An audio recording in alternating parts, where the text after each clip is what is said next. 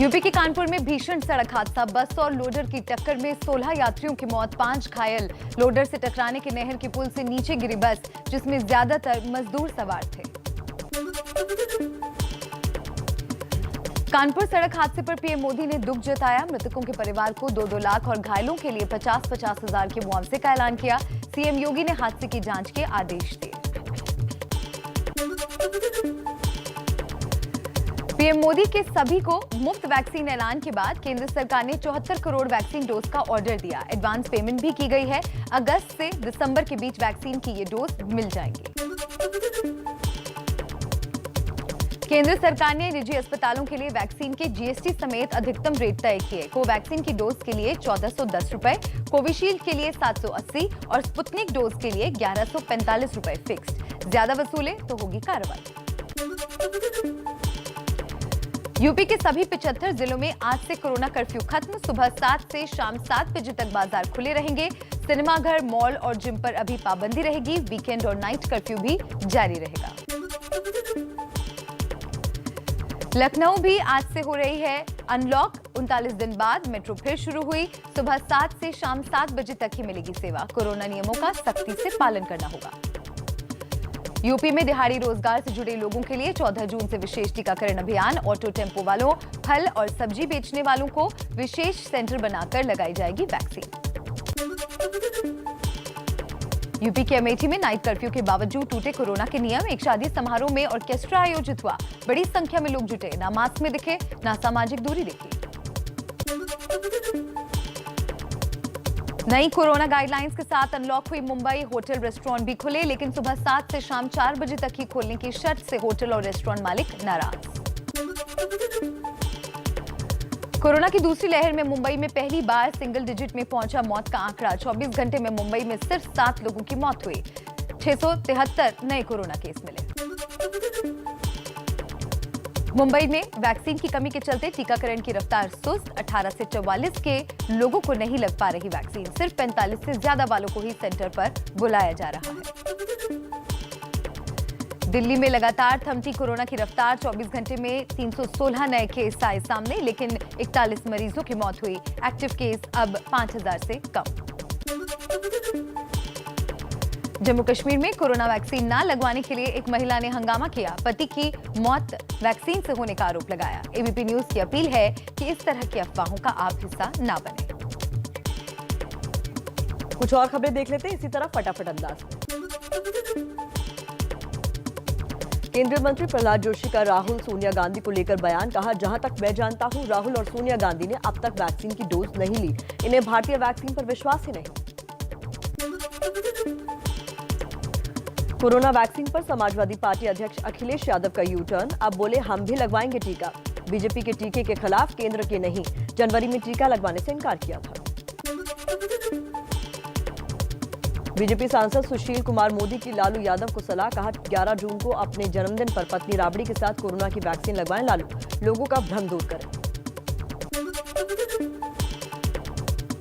आगरा के पारस अस्पताल के संचालक डॉक्टर अरिंजय जैन के खिलाफ महामारी एक्ट समेत 5 धाराओं में केस दर्ज।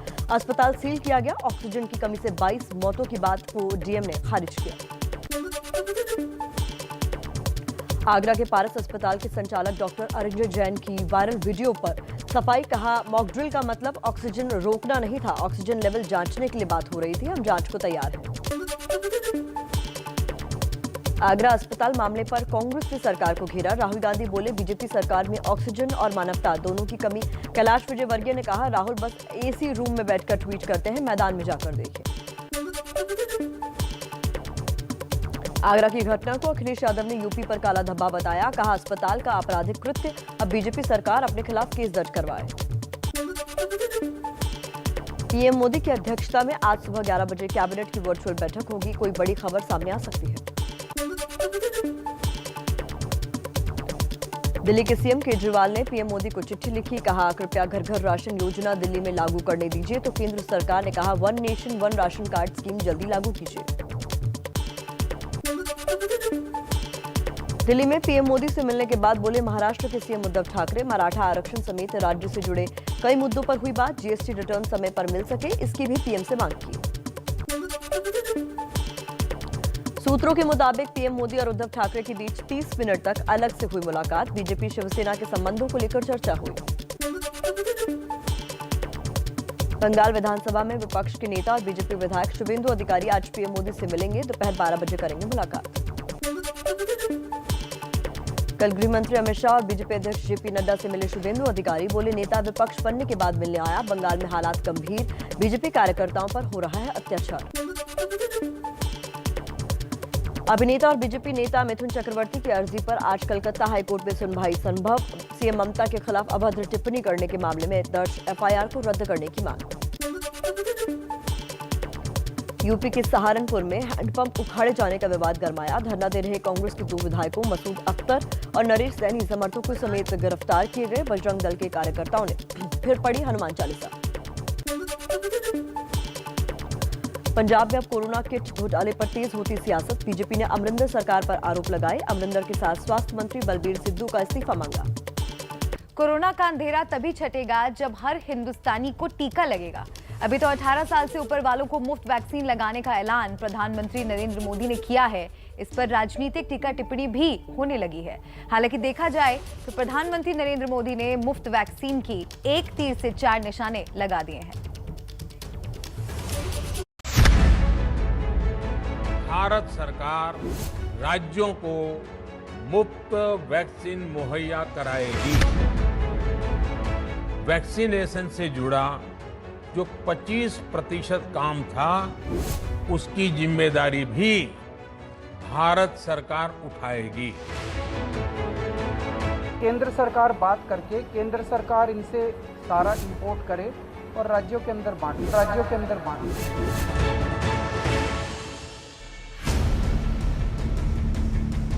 एक तरफ कोरोना के मामले कम तो दूसरी तरफ कोरोना से जंग पर सियासी जंग तेज हो गई और इन सब के बीच अचानक चर्चा के केंद्र में आ गए प्रधानमंत्री नरेंद्र मोदी। अरसे बाद प्रधानमंत्री मोदी ने एक ही तीर चलाया, लेकिन निशाने 4 लगा दिए। पहला निशाना, सबको मुफ्त वैक्सीन। अब तक वैक्सीन के दाम पर संग्राम मचा था। प्रधानमंत्री मोदी ने सबको मुफ्त में वैक्सीन का ऐलान करके कोरोना के मारे लोगों को ये पैगाम दे दिया कि अब वैक्सीन पर उन्हें जेब खाली नहीं करनी पड़ेगी। वहीं अब 18+ या 45+ का झगड़ा नहीं रहेगा। 18 वर्ष से ऊपर की उम्र के सभी नागरिकों के लिए भारत सरकार राज्यों को मुफ्त वैक्सीन मुहैया कराएगी। निशाना नंबर 2, सुप्रीम कोर्ट से बचाव।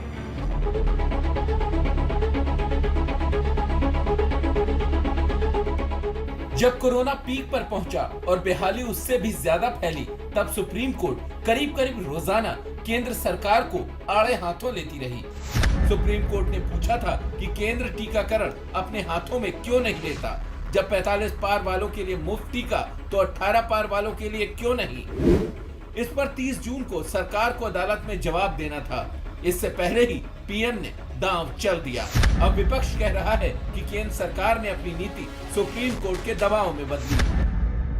देरी कर दिए सारे हिंदुस्तान की लोग और साथ साथ हमारे जुडिशियरी सबकी दबाव में आके आपको यह मानना पड़ा। तीसरा निशाना, विपक्ष को जवाब। वैक्सीन नीति को लेकर केंद्र पर विपक्ष पिछले काफी दिनों से हमलावर था। राहुल गांधी हो या फिर प्रियंका गांधी, वैक्सीन को लेकर सरकार को घेर रहे थे। मोदी ने न सिर्फ वैक्सीन नीति बदलकर विपक्ष का मुंह बंद कर दिया, बल्कि उनकी पुरानी सरकारों पर भी सवाल खड़े कर दिए। 2014 में भारत में वैक्सीनेशन का कवरेज सिर्फ 60% के आसपास था, 60% के आसपास था। और हमारी दृष्टि में ये बहुत चिंता की बात थी। चौथा निशाना, छवि की चमक। सीजन खत्म कर ले जाइए।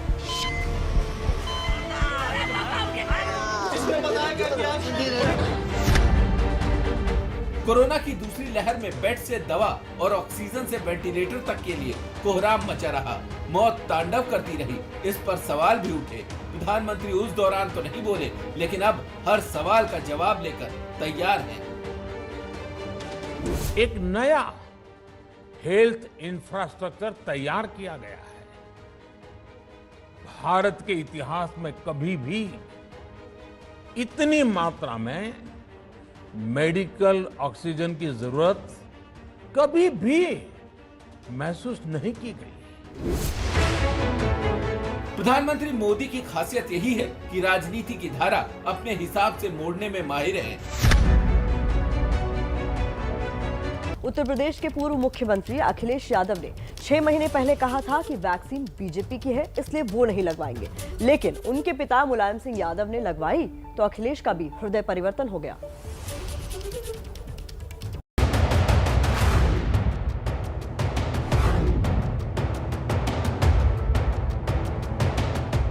सोमवार को पिताजी ने टीका लगवाया तो मंगलवार को नेताजी के बेटे अखिलेश यादव ने कहा कि वो भी टीका लगवाएंगे। खुद ही नहीं लगवाएंगे बल्कि दूसरों को भी लगवाएंगे, ऐसा कहा बाकायदा ट्वीट करके।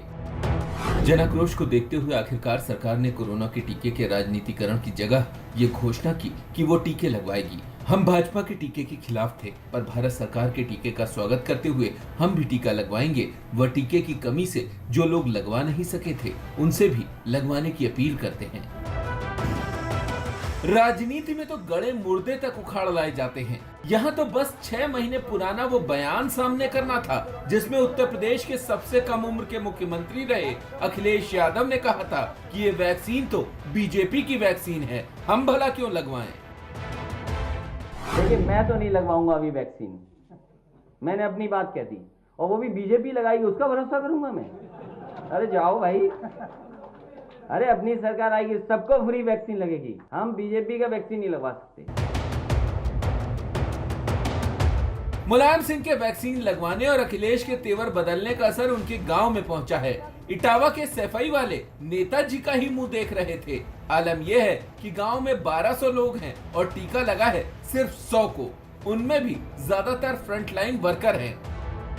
मुख्यमंत्री मुलायम सिंह यादव पूर्व ने जो टीका लगवा लिया है, तो हम भी अब आशा करते हैं कि जो हमारा नेता जिन उसूलों पर, जिन सिद्धांतों पर चल रहा है, हम उसूलों पर, सिद्धांतों पर समाजवादी पार्टी के लोग भी चलेंगे।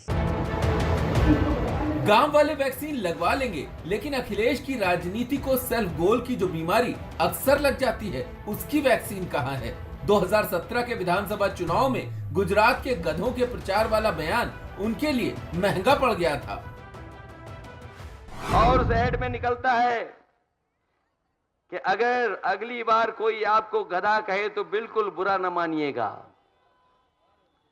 बल्कि आप उसको थैंक यू बोलिएगा। मैं बताता हूं क्यों। गुजरात का सरताज, इंडियन वाइल्ड, आगे जो नाम है वो नहीं पढ़ूंगा मैं।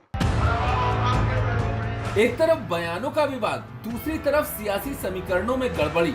2017 के विधानसभा चुनाव में राहुल गांधी से हाथ मिलाया तो कुर्सी से हाथ धो बैठे। उसके बाद बंगला खाली करने में अखिलेश पर आरोप लगा कि वो टोटी तक निकाल कर ले गए। तब अखिलेश को मीडिया के सामने जवाब देना पड़ा। मैं टोटी लेकर के आया हूं, और टोटी इसलिए लेके आया हूं कि अगर सरकार को ये लगे कि कोई टोटी मैं लेके चला गया हूं, सरकार हमारा गिनती में बता दे, मैं पूरी की पूरी टोटी देने के लिए तैयार हूं।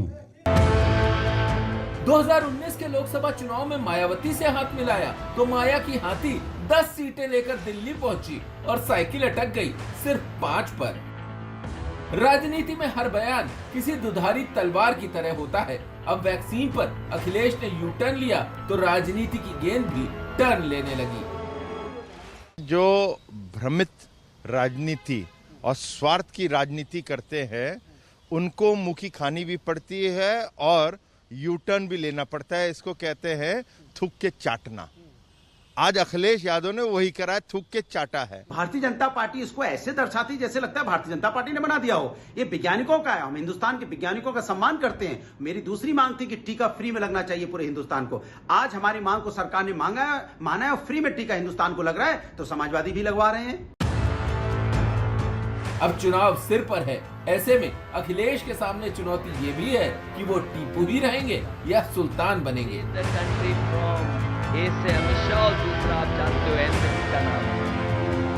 बढ़ते हैं आगे और अब एक ऐसी खबर की बात करते हैं जिसने सभी को सकते में डाल दिया। कोरोना की दूसरी लहर में जब हर किसी की आंखों में किसी जान पहचान के चेहरे को खोने की तस्वीर जिंदा है, ऐसे वक्त में एक डॉक्टर कैसे जिंदगियों का सौदा मिनटों में मौत से कर रहा था। जिस अस्पताल में बड़ी उम्मीद से आए थे, अब मरीज डरकर लौटने को मजबूर हैं। वजह करीब 1 महीने पहले मौत का वो मंजर कोरोना और ऑक्सीजन की कमी ने नहीं, जिंदगी बचाने वाले डॉक्टर ने लिखी थी।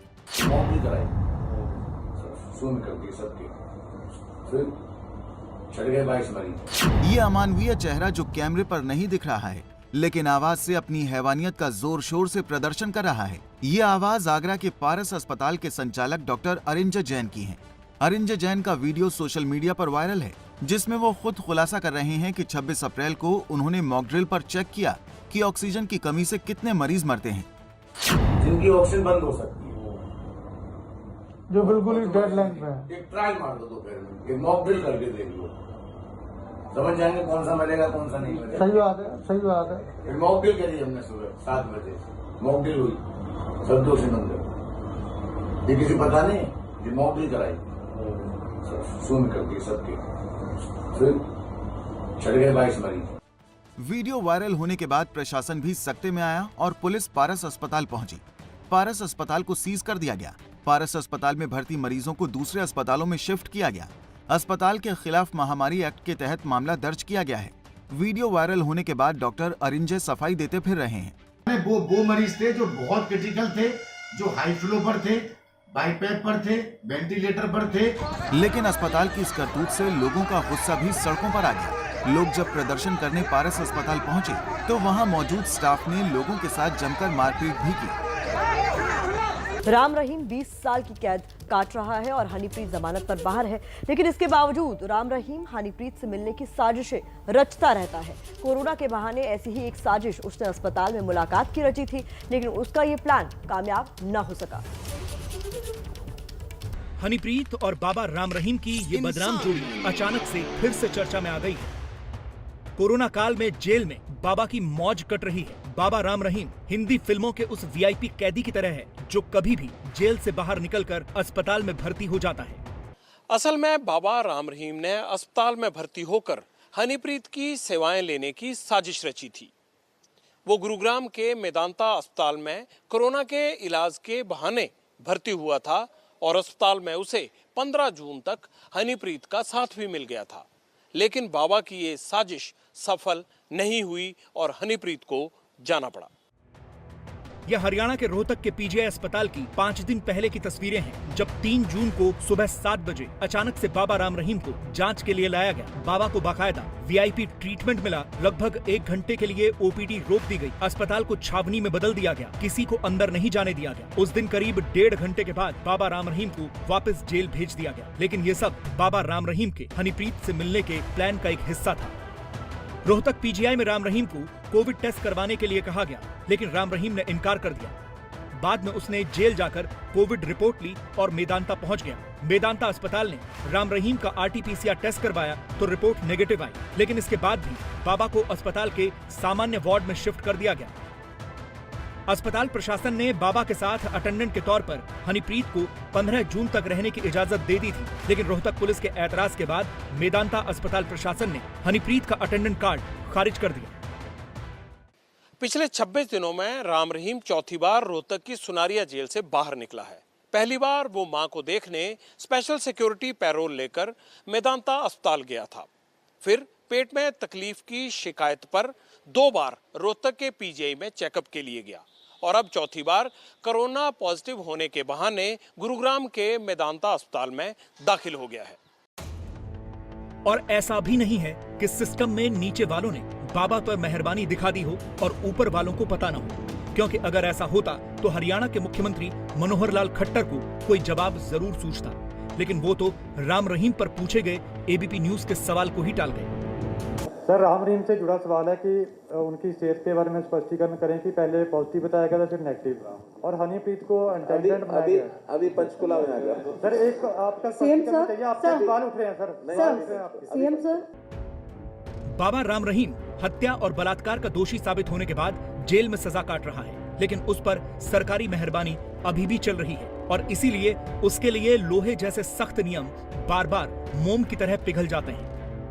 देखो, ये तो पहले दिन तो ही मंशा सरकार की जी लग रही है कि उन्होंने शुरू तो लैके पालिया जा रहा। जी उन्होंने कोई प्रॉब्लम है उन्होंने हस्पताल दाखिल करा के उसका इलाज करना चाहिए, क्योंकि पैरोल दी जा सकती है हस्पताल जेलों के भी हस्पताल होंगे। बाहर लिया के जे करोना उन्होंने होया तो वो लागे बंदा तो कोई रह ही नहीं सकता, वो तो डॉक्टर ने अटेंड करना, ना कि किसी ने अटेंडेंट करना होंगे। सो ये जी सरकार सीधे तौर पर उत्ते इन्वॉल्व होकर उन्होंने बार बार रियायत दे रहे हैं, और ये की चाल है ये कोई ना कोई ऐसी सियासी चाल है जिहदे नाल साडा फिर कौम नूं बार बार चैलेंजेस जिहड़े वो कबूल करने वास्ते मजबूर करना। पंजाब की विपक्षी पार्टी आम आदमी पार्टी को ये भी लगता है कि ये सब पंजाब चुनावों को देखकर किया जा रहा है ताकि किसी भी तरह से वोटों का ध्रुवीकरण हो सके। कि पंजाब में इलेक्शन का समय नज़दीक आ रहा है, इलेक्शन वाला साल है, तो हम तो बस यही प्रार्थना करते हैं परमेश्वर से कि यहाँ का अमन शांति बरकरार रहे। हमने पिछले सालों में देखा है कि वोटों के पोलराइजेशन के लिए किस तरीके की साजिशें की जाती हैं, और पंजाब का माहौल ना खराब हो, हम तो सिर्फ यही चाहते हैं। लोगों से भी विनती है कि अलर्ट रहें। राम रहीम पर हरियाणा सरकार की मेहरबानियों की लिस्ट बढ़ती ही जा रही है। उसे बार बार तरह तरह के बहानों पर कभी पैरोल दी जा रही है, कभी स्पेशल छुट्टी और कभी उसे अस्पताल में भर्ती करवाया जा रहा है। और ये सब तब हो रहा है जब वो बलात्कार और हत्या जैसे संगीन जुर्म में 20 साल की कैद काट रहा है। एमपी की राजधानी भोपाल में विमान को हाईजैक करने की धमकी भरी कॉल से हड़कंप। सूत्रों के मुताबिक विमान को पाकिस्तान ले जाने की धमकी दी गई। आरोपी को शाहजहांपुर से हिरासत में लिया गया, पूछताछ जारी। यूपी के कानपुर में भीषण सड़क हादसा, बस और लोडर की टक्कर में 16 यात्रियों की मौत, 5 घायल। लोडर से टकराने के बाद नहर के पुल से नीचे गिरी बस, जिसमें ज्यादातर मजदूर सवार थे। कानपुर सड़क हादसे पर पीएम मोदी ने दुख जताया। मृतकों के परिवार को 2-2 लाख और घायलों के लिए 50-50 हजार के मुआवजे का ऐलान किया गया। सीएम योगी ने हादसे की जांच के आदेश दिए।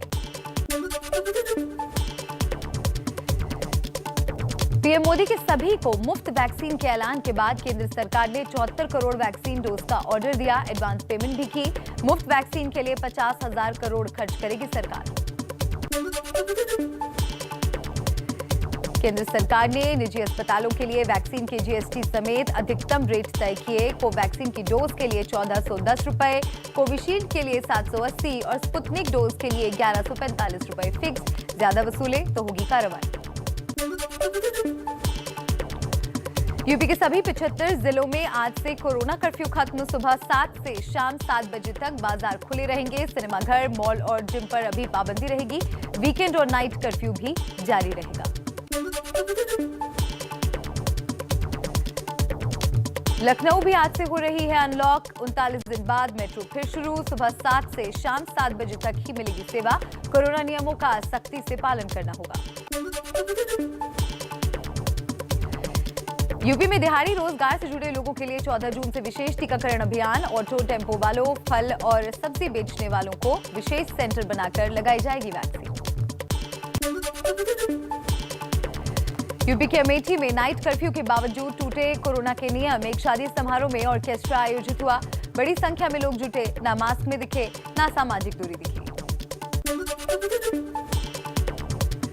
नई कोरोना गाइडलाइंस के साथ अनलॉक हुई मुंबई। होटल, रेस्टोरेंट भी खुले, लेकिन सुबह 7 से शाम 4 बजे तक ही खोलने की शर्त से होटल और रेस्टोरेंट मालिक नाराज।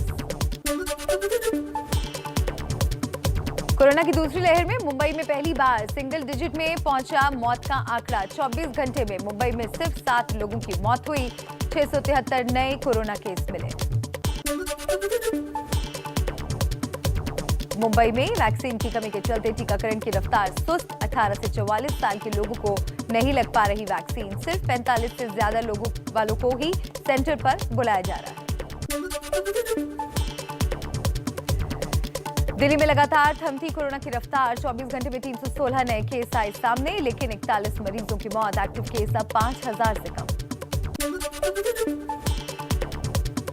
जम्मू कश्मीर में कोरोना वैक्सीन न लगवाने के लिए एक महिला ने हंगामा किया। पति की मौत वैक्सीन से होने का आरोप लगाया। एबीपी न्यूज की अपील है कि इस तरह की अफवाहों का आप हिस्सा न बने। केंद्रीय मंत्री प्रहलाद जोशी का राहुल सोनिया गांधी को लेकर बयान। कहा, जहां तक मैं जानता हूं, राहुल और सोनिया गांधी ने अब तक वैक्सीन की डोज नहीं ली। इन्हें भारतीय वैक्सीन पर विश्वास नहीं। कोरोना वैक्सीन पर समाजवादी पार्टी अध्यक्ष अखिलेश यादव का यू टर्न। अब बोले, हम भी लगवाएंगे टीका। बीजेपी के टीके के खिलाफ केंद्र के नहीं, जनवरी में टीका लगवाने से इनकार किया था। बीजेपी सांसद सुशील कुमार मोदी की लालू यादव को सलाह। कहा, 11 जून को अपने जन्मदिन पर पत्नी राबड़ी के साथ कोरोना की वैक्सीन लगवाएं। लालू लोगों का भ्रम दूर करें। आगरा के पारस अस्पताल के संचालक डॉक्टर अरिंजय जैन के खिलाफ महामारी एक्ट समेत 5 धाराओं में केस दर्ज। अस्पताल सील किया गया। ऑक्सीजन की कमी से 22 लोगों की मौत को डीएम ने खारिज किया। आगरा के पारस अस्पताल के संचालक डॉक्टर अरिंजय जैन की वीडियो वायरल होने पर सफाई। कहा, मॉक ड्रिल का मतलब ऑक्सीजन रोकना नहीं था। ऑक्सीजन लेवल जांचने के लिए बात हो रही थी। हम जांच के लिए तैयार। आगरा में पारस अस्पताल के बाहर लोगों और अस्पताल कर्मचारियों के बीच हुई झड़प। विरोध करने पहुंचे लोगों से अस्पताल कर्मचारियों ने हाथापाई की। आगरा अस्पताल मामले पर कांग्रेस ने सरकार को घेरा। राहुल गांधी बोले, बीजेपी सरकार में ऑक्सीजन और मानवता दोनों की कमी। कैलाश विजयवर्गीय ने कहा, राहुल बस एसी रूम में बैठकर ट्वीट करते हैं, मैदान में जाकर देखें। आगरा की घटना को अखिलेश यादव ने यूपी पर काला धब्बा बताया। कहा, अस्पताल का आपराधिक कृत्य। अब बीजेपी सरकार अपने खिलाफ केस दर्ज कराए। पीएम मोदी की अध्यक्षता में आज सुबह 11 बजे कैबिनेट की वर्चुअल बैठक। कोई बड़ी खबर सामने आ सकती है। सीएम केजरीवाल ने पीएम मोदी को लिखी चिट्ठी। कहा, कृपया घर घर राशन योजना दिल्ली में लागू करने दीजिए। तो केंद्र सरकार ने कहा, one nation one ration card scheme जल्दी लागू कीजिए। दिल्ली में पीएम मोदी से मिलने के बाद बोले महाराष्ट्र के सीएम उद्धव ठाकरे, मराठा आरक्षण समेत राज्य से जुड़े कई मुद्दों पर हुई बात। जीएसटी रिटर्न समय पर मिल सके, इसकी भी पीएम से मांग की। सूत्रों के मुताबिक पीएम मोदी और उद्धव ठाकरे के बीच 30 मिनट तक अलग से हुई मुलाकात। बीजेपी शिवसेना के संबंधों को लेकर चर्चा हुई। बंगाल विधानसभा में विपक्ष के नेता और बीजेपी विधायक शुभेंदु अधिकारी आज पीएम मोदी से मिलेंगे। दोपहर 12 बजे करेंगे मुलाकात। फटाफट 100 में कुछ और खबरों का रुख कर लेते हैं। कल गृह मंत्री अमित शाह और बीजेपी अध्यक्ष जेपी नड्डा से मिले शुभेंदु अधिकारी। बोले, नेता विपक्ष बनने के बाद मिलने आया। बंगाल में हालात गंभीर, बीजेपी कार्यकर्ताओं पर हो रहा है अत्याचार। 5 राज्यों के चुनाव से पहले बीजेपी में मंथन का दौर जारी। गुजरात बीजेपी प्रभारी भूपेंद्र यादव 11 से 13 जून तक गुजरात संगठन के पदाधिकारियों से मिलेंगे। 15 जून को विधायक दल की बैठक। अभिनेता और बीजेपी नेता मिथुन चक्रवर्ती की अर्जी पर आज कलकत्ता हाईकोर्ट में सुनवाई संभव। सीएम ममता बनर्जी के खिलाफ अभद्र टिप्पणी करने के मामले में दर्ज एफआईआर को रद्द करने की है मांग। यूपी के सहारनपुर में हैंडपंप उखाड़े जाने का विवाद गरमाया। धरना दे रहे कांग्रेस के 2 विधायकों मसूद अख्तर और नरेश सैनी समर्थकों समेत गिरफ्तार किए गए। बजरंग दल के कार्यकर्ताओं ने फिर पढ़ी हनुमान चालीसा। पंजाब में अब कोरोना किट घोटाले पर तेज होती हुई सियासत दिखाई दे रही है। बीजेपी ने अमरिंदर सरकार पर आरोप लगाए। अमरिंदर के साथ स्वास्थ्य मंत्री बलबीर सिद्धू का इस्तीफा मांगा। राजस्थान में सचिन पायलट खेमे के विधायकों की आज बैठक हो सकती है। मुद्दे सुलझाने के लिए बनी समन्वय समिति के कोई कदम न उठाने से बड़ी है नाराजगी। किसान नेता राकेश टिकैत आज कोलकाता में सीएम ममता बनर्जी से मुलाकात करेंगे। किसानों से जुड़ी नीतियों को लेकर चर्चा होगी। 6 महीने बाद भी दिल्ली की सीमाओं पर डटे हैं किसान। कृषि कानूनों को लेकर एनसीपी प्रमुख शरद पवार ने आज महाविकास अघाड़ी सरकार के मंत्रियों की बैठक बुलाई। आंदोलन कर रहे किसानों के साथ खड़े हैं पवार। प्रयागराज के सरकारी अस्पताल में ऑपरेशन के दौरान डॉक्टरों पर गैंगरेप का आरोप लगाने वाली महिला की मौत। डॉक्टर पर आरोप के बावजूद पुलिस अज्ञात लोगों के खिलाफ ही केस दर्ज कर जांच कर रही है। एमपी के मुरैना में वन विभाग की टीम पर पत्थर माफियाओं के एक ट्रक ड्राइवर ने हमला किया। वन विभाग टीम जब पीछा कर रही थी तो ट्रक से बड़े बड़े पत्थर गिराए। वीडियो वायरल हुआ। यूपी के सीएम योगी आदित्यनाथ ने पीएम मोदी के संसदीय क्षेत्र वाराणसी में सेवापुरी ब्लॉक के सीएचसी समेत 3 जिलों के कुल 4 सीएचसी को गोद लिया। 1.5 महीने में तैयार होंगे आदर्श अस्पताल। फिर रंग बदल रहा है वाराणसी में गंगा का पानी। महीने में दूसरी बार हरे रंग की नजर आई।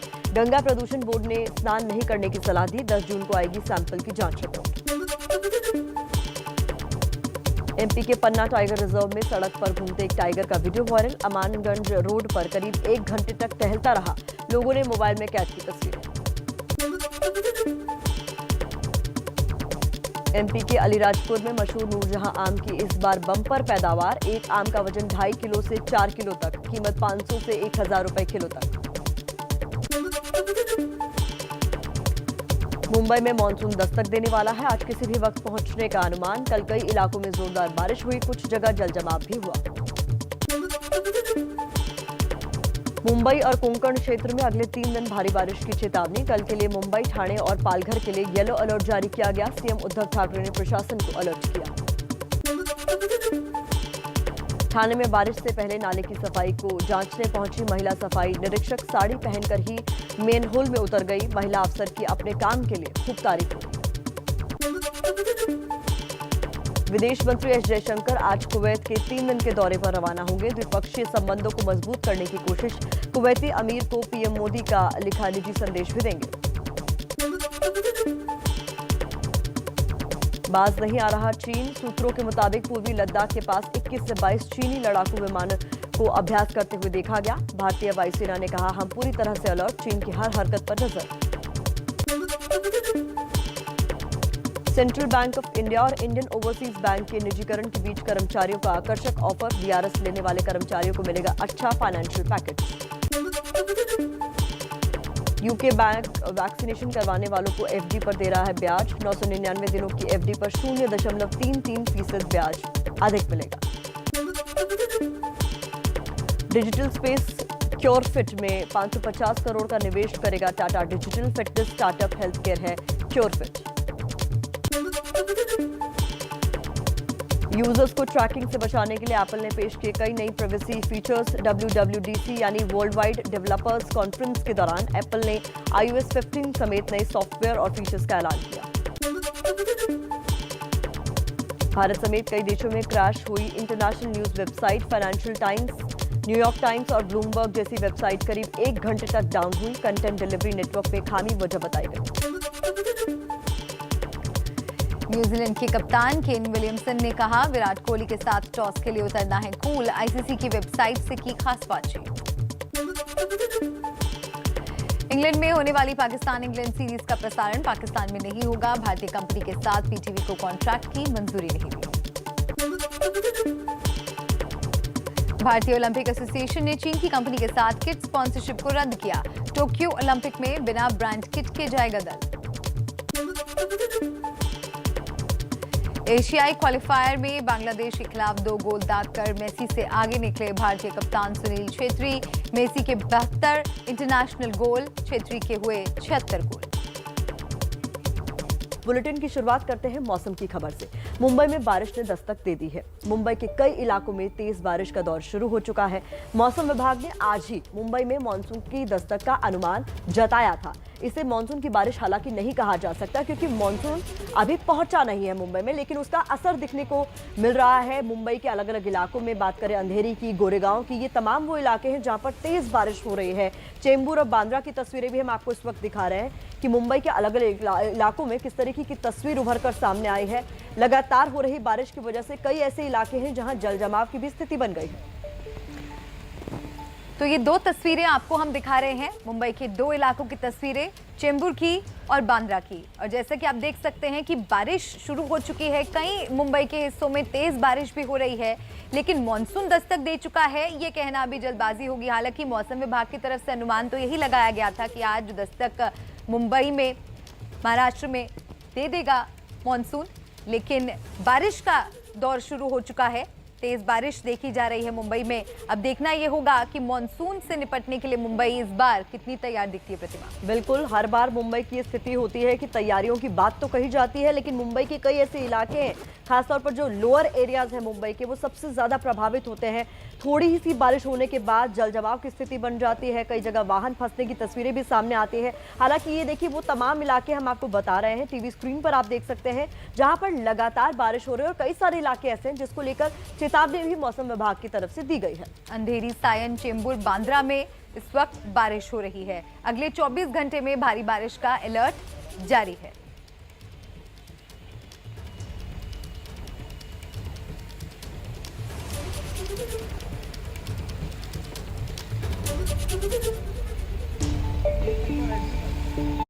मुंबई में बारिश ने दस्तक दे दी है। हम इस वक्त मौजूद है बांद्रा इलाके में देख सकते हैं आज सुबह से ज़ोरदार बारिश शुरू हुई है।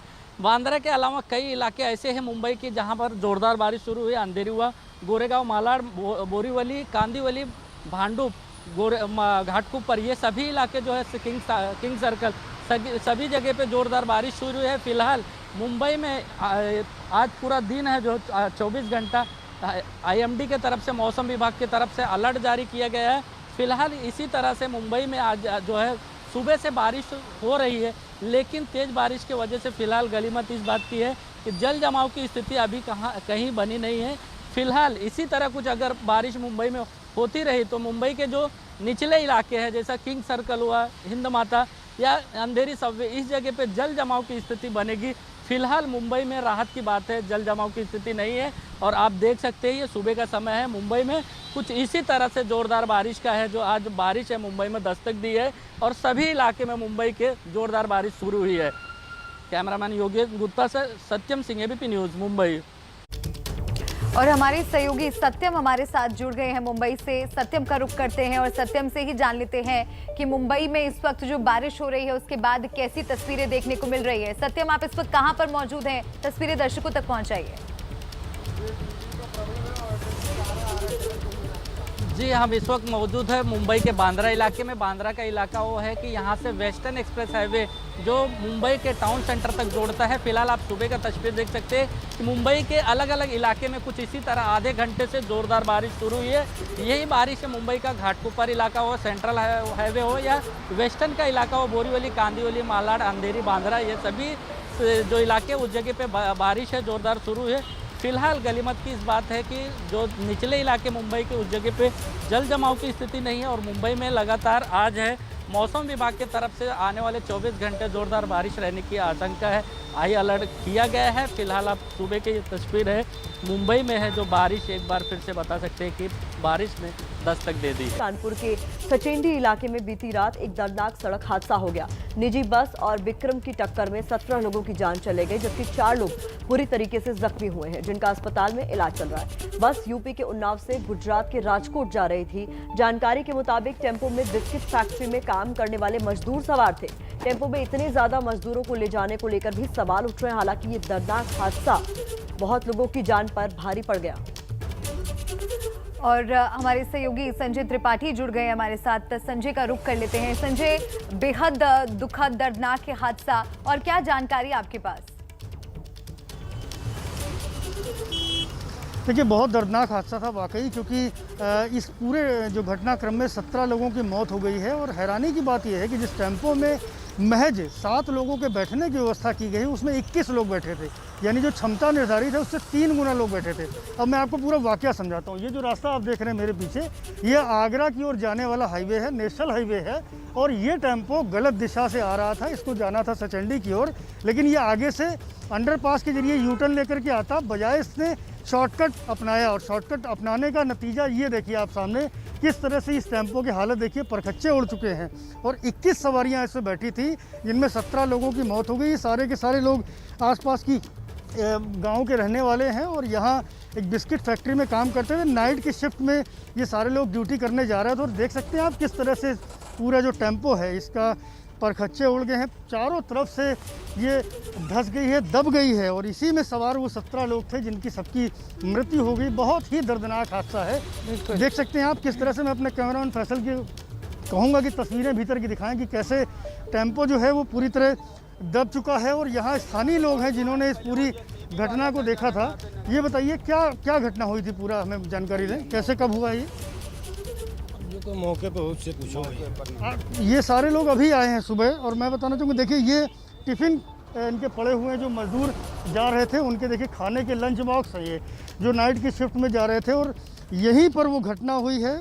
गलत साइड से ये टेम्पो आ रहा था और इधर से जाने वाला जो बस था, प्राइवेट ट्रेवल्स कंपनी का बस था, उस बस के हादसा हुआ है। और यही आप देख सकते हैं कि ठीक वो मौका है जहाँ ये घटना हुई है। और सभी के सभी शवों का हमें जानकारी मिली कि पोस्टमार्टम करके उनके गांवों में भेज दिया गया। अभी लगभग 20 लोग ऐसे हैं जिनकी हालत ख़राब है, अस्पताल में उनका उपचार किया जा रहा है। और मैं आपको बताना चाहूँगा कि इस पूरी घटना पर मुख्यमंत्री योगी आदित्यनाथ ने और साथ ही साथ प्रधानमंत्री नरेंद्र मोदी ने भी दुख जताया है। मुआवजे की घोषणा की गई, लेकिन सवाल खड़े हो रहे हैं इस पूरी घटना पर। जिस तरह से ये टेम्पो, जिसमें मात्र नियमानुसार 7 लोगों को बैठना चाहिए और कोरोना काल में 5 लोगों के बैठने की व्यवस्था है, 7 लोगों को बैठाने वाला ये टेम्पो 21 लोगों को लेकर के आखिरकार सड़क पर निकला कैसे था? क्यों नहीं कार्रवाई हुई इसके खिलाफ में?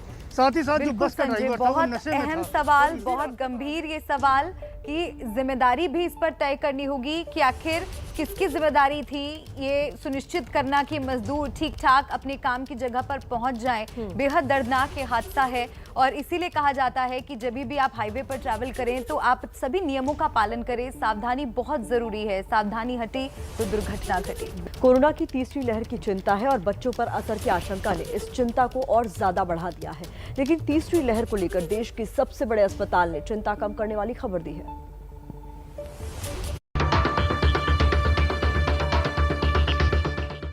बार बार कहा जा रहा है कि कोरोना की दूसरी लहर अभी खत्म नहीं हुई है और लोगों की यही लापरवाही तीसरी लहर के आने के लिए रास्ता बनाएगी। तीसरी लहर की चर्चा होते ही बच्चों पर इसके खतरे की बात शुरू हो जाती है। अब इस चिंता को कुछ हद तक कम किया है देश के सबसे बड़े सरकारी अस्पताल एम्स के निदेशक ने। एम्स के डायरेक्टर रणदीप गुलेरिया के मुताबिक घबराने की जरूरत नहीं है, क्योंकि तीसरी लहर में बच्चों पर गंभीर असर की आशंका नहीं है। सेकेंड वेव का डेटा भी देखें तो जो भी बच्चे एडमिट हुए थे हॉस्पिटल में, 60 to 70% जो बच्चे एडमिट हुए थे, दे वर दोज विद कोमॉर्बिडिटीज। या तो उनकी इम्यूनिटी कम थी या कुछ ऐसे बच्चे थे जो कीमोथेरेपी पे थे। जो हेल्दी बच्चे थे उनको माइल्ड इलनेस हुआ and they recovered without hospitalisation. हालांकि डॉक्टर गुलेरिया ने यह भी साफ किया कि इसका कतई ये मतलब नहीं है कि लोग लापरवाह हो जाएं। अनलॉक शुरू होते जैसे लोग कोरोना नियमों का उल्लंघन शुरू करेंगे, कोरोना दोबारा वार कर देगा। इसीलिए हमारी अपील है कि मास्क जरूर लगाएं और कोरोना नियमों का पालन करें।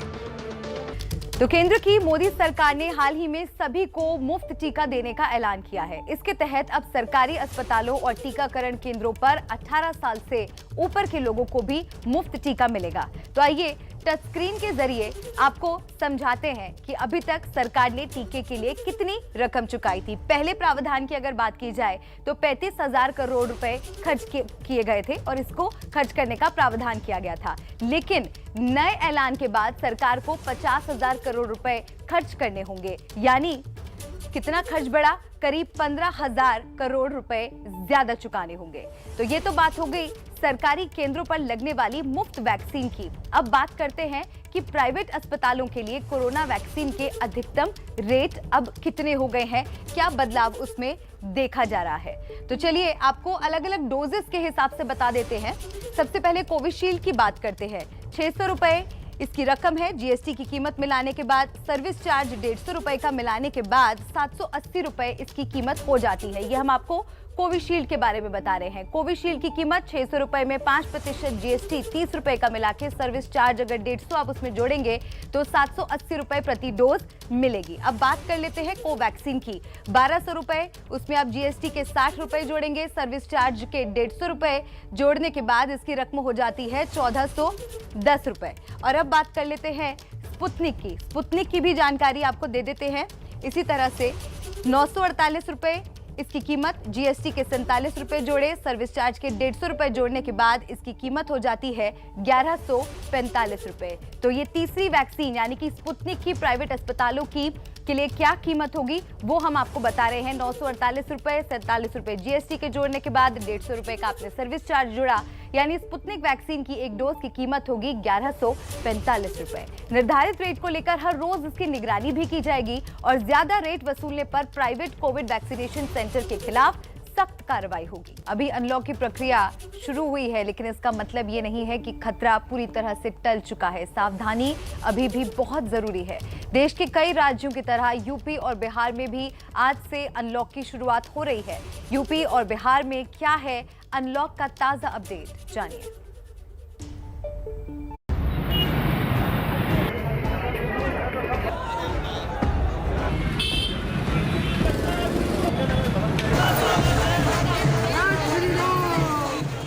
यूपी में कोरोना के केस कम होते ही कर्फ्यू खत्म करने का ऐलान कर दिया गया है। आज से यूपी में सिर्फ नाइट और वीकेंड कर्फ्यू लगेगा। मंगलवार को सीएम योगी की अध्यक्षता में हुई बैठक में कर्फ्यू खत्म करने का फैसला लिया गया है। यूपी के सभी 75 जिलों में शाम 7 बजे से सुबह 7 बजे तक कर्फ्यू रहेगा। शनिवार और रविवार को कर्फ्यू पहले की तरह जारी रहेगा। फ्रंटलाइन सरकारी दफ्तर पूरी तरह और बाकी दफ्तर 50% क्षमता के साथ खुलेंगे। स्कूल, कॉलेज और शिक्षण संस्थान बंद रहेंगे। ऑनलाइन पढ़ाई हो सकेगी। धार्मिक स्थलों पर एक साथ 5 लोगों को ही इजाजत होगी। Cinema, gym, swimming pool, club, shopping malls पूरी तरह बंद रहेंगे। साथ ही बंद या खुली जगहों पर कोरोना नियम के पालन के साथ 25 लोगों के साथ कार्यक्रम करने की इजाजत होगी। अंतिम यात्रा में 20 लोगों के शामिल होने की इजाजत होगी। यूपी के सभी जिलों में कोरोना के एक्टिव केस की संख्या 600 से कम होने के बाद यह ऐलान किया गया है। बिहार में नीतीश सरकार ने भी 5 मई से जारी कोरोना कर्फ्यू खत्म करने का ऐलान कर दिया है। बिहार के सभी 38 जिलों में कोरोना कर्फ्यू खत्म कर दिया गया है, लेकिन शाम 7 बजे से सुबह 5 बजे तक नाइट कर्फ्यू जारी रहेगा। दुकानें शाम 5 बजे तक खुली रहेंगी। सरकारी और प्राइवेट दफ्तर 50% क्षमता के साथ चलेंगे। प्राइवेट गाड़ियों को चलने की इजाजत होगी। पढ़ाई लिखाई का काम ऑनलाइन किया जाएगा। अनलॉक को लेकर ये नियम अगले 1 हफ्ते तक लागू रहेगा। महामारी के साथ साथ लोगों पर महंगाई की मार भी पड़ रही है। पेट्रोल और डीजल के दाम आज फिर बढ़े हैं। दिल्ली में आज पेट्रोल और डीजल के दाम 25 पैसे की बढ़ोतरी उसमें देखी गई है। दिल्ली में पेट्रोल अब 95 रुपए 56 पैसे और डीजल 86 रुपए 47 रुपए हो गया है।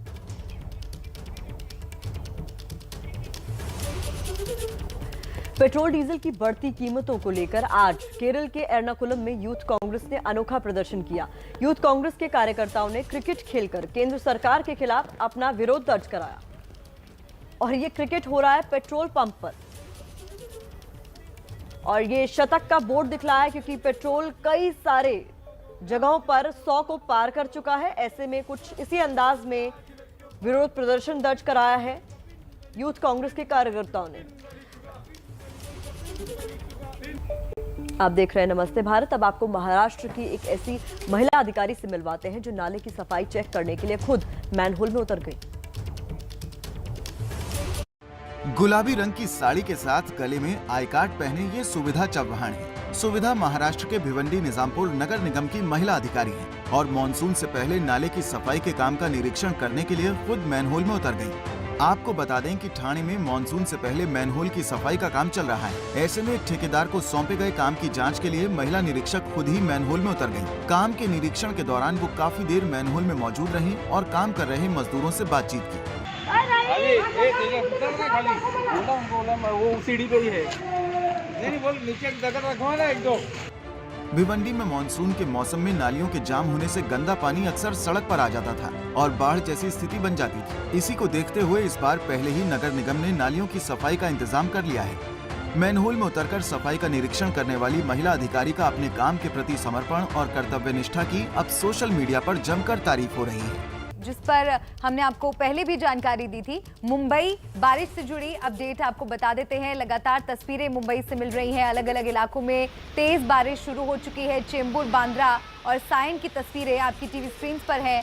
तो जबरदस्त बारिश हो रही है। कई इलाकों में बारिश इस वक्त देखी जा रही है। हालांकि जल जमाव की समस्या अभी बहुत गंभीर स्तर तक नहीं पहुंची है, लेकिन कुछ इलाकों में बताया जा रहा है, जो हमें जानकारी मिल रही है, पानी भी भरने लग गया है और हालांकि मौसम विभाग की तरफ से यही अनुमान दिया गया था कि मॉनसून दस्तक दे देगा आज, लेकिन बारिश जो आज हो रही है उसे मॉनसून की बारिश नहीं माना जा रहा है। और ज्यादा जानकारी हम हमारे सहयोगियों से भी लेंगे जो कि ग्राउंड जीरो से हमारे साथ जुड़ रहे हैं, सीधा मुंबई से ही जुड़ रहे हैं। सूरज ओझा का रुख कर लेते हैं। सूरज, इस वक्त आप कहां पर मौजूद हैं और वहां की तस्वीरें दर्शकों तक पहुंचाइए। जी बिल्कुल, फिलहाल मैं मुंबई के सायन इलाके में हूँ। ये सायन इलाका का नज़ारा आप देख सकते हैं। सुबह से जो बारिश हो रही थी, जिसके बाद से आप इस इलाके में देख सकते हैं कि जल जमाव किस तरह से हो गया है। और अगर इसी तरह बरसात होती रही और पानी निकालने में बीएमसी को सफलता नहीं मिली तो ये रास्ता बंद करना पड़ सकता है। आप देखिए कि किस तरह से ये ऊंची ऊंची लहरें यहाँ पर उठ रही हैं जब कोई बड़ी गाड़ी यहाँ से गुजरती है। ऐसे में यहाँ से पैदल चलना काफ़ी कठिन होता है। तो जहाँ तक हो सकता है लोगों को ये रास्ता अवॉइड करना चाहिए जब तक यहाँ पर इस तरह की परिस्थिति है। आपको बता दें कि कुछ इसी तरह की परिस्थिति इससे पहले हिंद माता में भी देखने मिलती थी, लेकिन अब वहाँ पर पानी का जल जमाव हमें दिखाई नहीं दिया। हम सुबह से ही रास्तों को ढूंढ रहे हैं कि कहाँ पर पानी कहाँ पर जल जमाव हुआ है। और हमें ये सायन का ये इलाका मिला जहाँ पर सुबह की बारिश के बाद से जल जमाव हो चुका है। मैं अपने कैमरामैन को दिखाना चाहूँगा कि इस जल जमाव की वजह से क्या ट्रैफिक हुआ है। आप देखिए वो जो ब्रिज है, ब्रिज के नीचे से जो गाड़ियाँ इस तरफ आ रही हैं हमारी कैमरे की तरफ, ये गाड़ियाँ CST साइड से सायन की तरफ जाने वाली गाड़ियाँ हैं। साथ ही उसके अपोजिट जो लेन है, जो CST मतलब सिटी की तरफ जाने वाला रास्ता है, पूरी तरह से जाम हो चुका है क्योंकि यहाँ पर जल जमाव इस तरह से है, गाड़ियाँ जा नहीं सकती अपनी नॉर्मल स्पीड से क्योंकि जो छोटी पहियों वाली गाड़ी होती है वो बंद पड़ने का खतरा होता है। ऐसे में पुलिस भी यही प्रेफर करती है कि जो बड़ी गाड़ियां हैं जिनके चक्के बड़े होते हैं। बिल्कुल सूरज, और मैं तस्वीरों में जो देख पा रही हूँ कि ट्रैफिक की समस्या भी अब वहाँ पर देखने को मिल रही है क्योंकि अनलॉक शुरू हो चुका है, लोकल ट्रेन बंद है और इस तरह की बारिश, जाहिर सी बात है ट्रैफिक की समस्या से भी मुंबईकरों को जूझना पड़ सकता है। बहुत शुक्रिया आपका फिलहाल जानकारी दर्शकों तक पहुंचाने के लिए। आप नजर बनाए रखिए। तो मुंबई में जोरदार बारिश हो रही है, जैसे कि सूरज ने भी आपको तस्वीरों के जरिए दिखाया। देश में मॉनसून को लेकर ताजा अपडेट क्या है, आइए प्रतिमा से जानते हैं। तो मुंबई में बारिश शुरू हो गई है, लेकिन मॉनसून पिछले 4-5 दिनों से ही एक ही जगह पर अटका हुआ है। हालांकि 5 जून तक की निर्धारित तारीख से आगे चल रहा था। आइए मैप के जरिए आपको समझा देते हैं कि आपके शहर में मॉनसून कब तक पहुंचेगा। मॉनसून ट्रैकर के जरिए, मैप के जरिए आप समझिए कि स्थिति मॉनसून की क्या है। इस बार भी प्रेडिक्शन क्या था मौसम विभाग का कि केरल में इसे 1 जून को पहुंचना था, जो कि हर बार यही स्थिति होती है, 1 जून को केरल पहुंच जाता है मॉनसून। तो इसी तरीके की भविष्यवाणी मौसम विभाग की थी। केरल के तट से टकराना तो 1 जून को था, लेकिन हुआ क्या, ये पहुंचा 2 दिन की देरी से 3 जून को केरल। उसके बाद हालांकि शुरुआत में लेट होने के बाद अब ये मौसम विभाग के पूर्वानुमान से भी तेजी से आगे बढ़ रहा है। तो हम आगे की अगर बात करें तो इसे कर्नाटक पहुंचना था 5 जून को, लेकिन ये 1 दिन पहले, जो हरी रेखा है उसके जरिए समझिए 4 जून को ही ये पहुंच गया केरल, यानी 1 दिन पहले कर्नाटक पहुंच गया, माफ कीजिएगा। फिर मौसम विभाग की भविष्यवाणी के मुताबिक इसे महाराष्ट्र पहुंचना था 10 जून को। ये नक्शे पर है 10 जून, पीली रेखा बता रही है कि ये निर्धारित समय था भविष्यवाणी के मुताबिक। लेकिन हुआ क्या कि 5 से 8 जून के बीच में तेज बारिश की आशंका जाहिर कर दी गई है। ये 5 दिन पहले ही महाराष्ट्र में दस्तक दे चुका है और महाराष्ट्र से लेकर असम तक इसका असर दिख रहा है क्योंकि बारिश हो रही है। पिछले कई दिनों से ये एक ही जगह पर रुका हुआ है, अब ये मुंबई की ओर तेजी से बढ़ रहा है और 1-2 दिन में मुंबई और इसके आसपास के इलाकों में इसका साफ तौर पर असर दिख सकता है। जिस रफ्तार से देश में मॉनसून आगे बढ़ रहा है, उसी रफ्तार से महाराष्ट्र की सियासत में एक चर्चा भी जोर पकड़ रही है। चर्चा ये कि क्या शिवसेना और बीजेपी फिर से साथ आने वाले हैं। वजह पीएम मोदी और सीएम उद्धव ठाकरे की एक मुलाकात।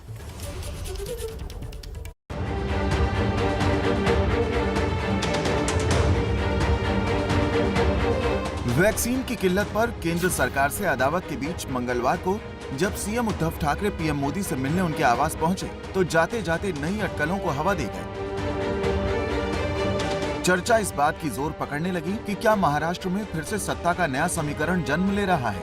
वजह पीएम मोदी और उद्धव ठाकरे की 1-to-1 मुलाकात जो करीब 30 मिनट तक चली और बाद में डिप्टी सीएम अजीत पवार और कांग्रेस नेता अशोक चव्हाण को बैठक में बुलाया गया। आखिर इस 1-to-1 मुलाकात का मकसद क्या था?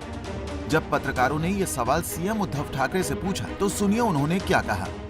राजनीतिक रूप में देखें तो हम उनके साथ नहीं हैं, लेकिन इसका मतलब ये नहीं कि हमारा रिश्ता टूट गया है। उसमें कोई गलत बात नहीं है कि मैं अगर मिलूं, मैं कोई नवाज शरीफ से नहीं मिलने गया था, तो ऐसे अगर उनको कुछ मिले, मैं व्यक्तिगत रूप में मिलूं, अगर मैं मिल भी लूं, आज भी अभी मेरे साथी हैं, उनको कहूंगा कि मुझे दोबारा जाकर मिलना है, तो गलत बात क्या होगी? उद्धव ठाकरे ने भले ही सीधे तौर पर कुछ नहीं कहा, लेकिन शिवसेना सूत्रों के मुताबिक इस मुलाकात का मतलब ये बताना था कि बीजेपी ने शिवसेना का साथ जहां छोड़ा था, दोनों आज भी वहीं खड़े हैं। यानी जरूरत पड़ी तो हट के बंधन को छोड़ गठबंधन का रास्ता खुला है। और शायद यही वजह है कि उद्धव ठाकरे अभी मीडिया से बात कर ही रहे थे कि अचानक अजीत पवार ने उनसे कुछ कहा और फिर बीच ब्रीफिंग में उठकर चल दिए और आखिर में उद्धव ठाकरे को भी पीछे पीछे जाना पड़ा।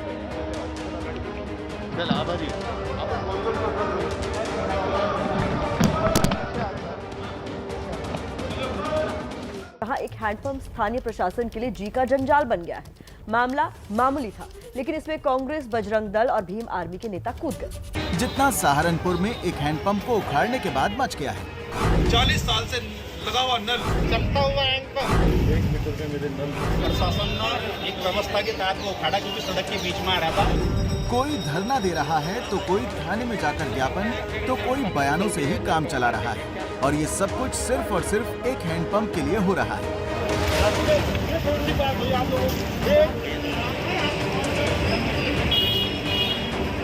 ये पूरा विवाद सहारनपुर के कस्बा बेहट का है, जहां एक स्थानीय दुकानदार की शिकायत के बाद प्रशासन ने 6 जून को लगभग 40 साल पुराना सरकारी हैंडपंप हटवा दिया। बस फिर क्या था, एक गुट जो हैंडपंप हटने से नाराज था वो कांग्रेस विधायक के पास पहुंच गया और नेताजी भी दल बल के साथ आ धमकी। मैं चाहता हूँ ये नल पुणे लगे और पुणे लोग यहाँ का मेरे क्षेत्र के लोग पानी पीए। जब तक नल का मेरे से कोई आश्वासन नहीं मिलता तब तक मैं नहीं। जब तक प्रशासन की तरफ से इस हैंडपंप को पुनः लगवाने का कोई आश्वासन नहीं दिया जाता तब तक हम लोग यहाँ पर। कांग्रेस विधायकों का दबाव बढ़ा तो एसडीएम दोबारा उसी जगह पर हैंडपंप लगवाने के लिए तैयार हो गए, लेकिन ये बात बजरंग दल को नागवार गुजरी और वो भी लाव लश्कर के साथ थाने में बैठ गए और हनुमान चालीसा का पाठ करने लगे। आखिर में एसडीएम को ज्ञापन सौंपा, ये कहते हुए कि हैंडपंप दोबारा लगा तो उनके दफ्तर के बाहर बजरंग दल का मजमा लगेगा। यदि सड़क के बीच में आ रहा है, यदि वो 1000 साल पुराना था, सड़क की व्यवस्था को खराब कर रहा है, तो क्यों नहीं खड़ा जाएगा? वो सीएम साहब ने कहा कि व्यवस्था खराब कर रहा था और शांतिपूर्ण तरीके से नड़ उखड़ गया, हम अपना वापिस आ रहे शांतिपूर्ण तरीके से। बजरंग दल के कार्यकर्ता प्रदर्शन करके हटे ही थे कि शाम को ही भीम आर्मी भी मैदान में कूद पड़ी और हैंडपंप फिर से लगाने की मांग पर अड़ गई। नल का जब तक नहीं लेगा तो भीम आर्मी का राष्ट्रीय उपाध्यक्ष ही रहेगा, जो जब तक नल का नहीं लेगा तो भीम आर्मी आंदोलन करेगा। अब मिलिए इस शख्स से, इनका नाम है पंडित मुरारी झा।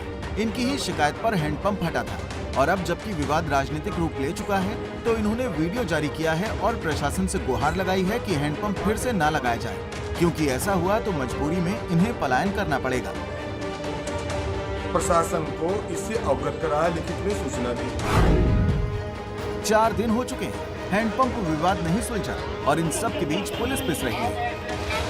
पूरी सर्वसहमति से जो भी डिसीजन निकल के आएगा वो लिया जाएगा, जो स्थानीय लोगों के द्वारा और जो मंत्रीगण हैं, विधायकगण हैं, उन सबको बैठा कर जो भी परस्पर निर्णय इस पर डिसीजन निकलेगा वो। अब पुलिस की कोशिश ये है कि सभी पक्षों को एक साथ बैठाकर एक आम राय तक पहुंचा जाए, लेकिन राजनीतिक महत्वाकांक्षा मुद्दे पर ज्यादा भारी है और कोई भी पीछे हटने को तैयार नहीं। वित्त मंत्रालय ने 7 जून को इनकम टैक्स की नई वेबसाइट लॉन्च की थी, लेकिन 24 घंटे के भीतर ही वेबसाइट पर लोगों को दिक्कतों का सामना करना पड़ा। लोगों ने सीधे वित्त मंत्री को टैग करके शिकायत की, तो वित्त मंत्री निर्मला सीतारमण ने भी सीधे वेबसाइट बनाने वालों की ट्विटर पर ही क्लास लगा दी।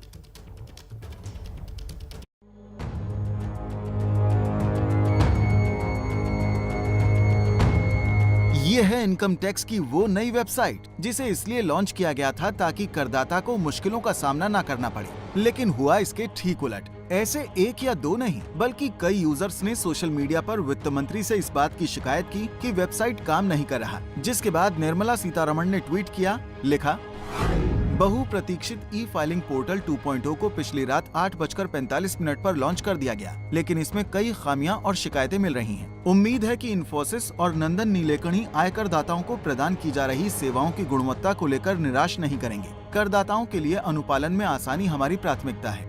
दरअसल इन्फोसिस को साल 2019 में next generation income tax filing system develop करने का कॉन्ट्रैक्ट दिया गया था, ताकि रिटर्न के लिए प्रोसेस टाइम को 63 दिनों से घटाकर 1 दिन कर दिया जा सके और रिफंड में तेजी लाई जा सके। और नंदन नीलेकणी इन्फोसिस के सह संस्थापक हैं, इसलिए वित्त मंत्री ने उन्हें टैग किया, जिस पर नीलेकणी ने जवाब दिया।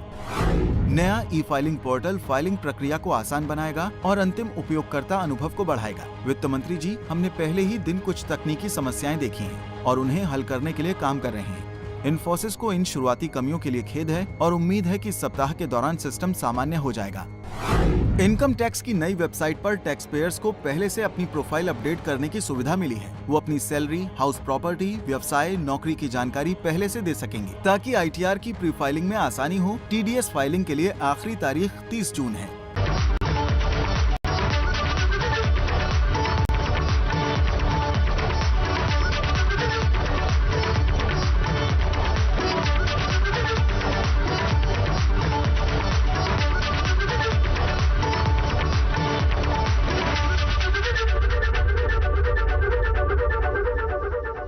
जी, कार्टून एकदम तैयार है। अब आपको बताना है कि कार्टून में आपने क्या देखा। पहले तो मैं इरफान जी कहूंगी कि हमेशा की तरह आज का कार्टून भी शानदार है, बहुत जबरदस्त आपने बनाया है। और इस कार्टून को देखकर एक ही लाइन दिमाग में आ रही है, सुबह का भूला शाम को घर लौट रहा है।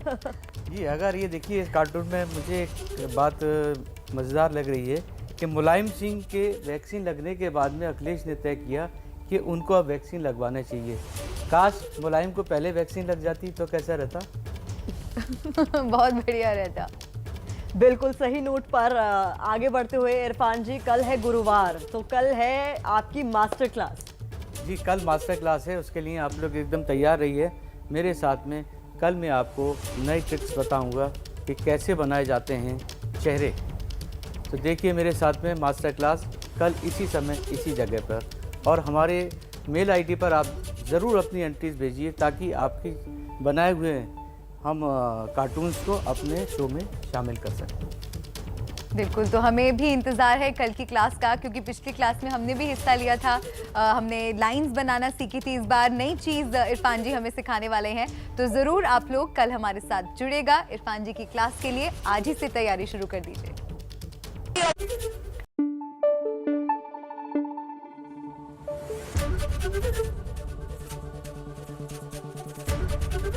ABP न्यूज आपको रखे आगे।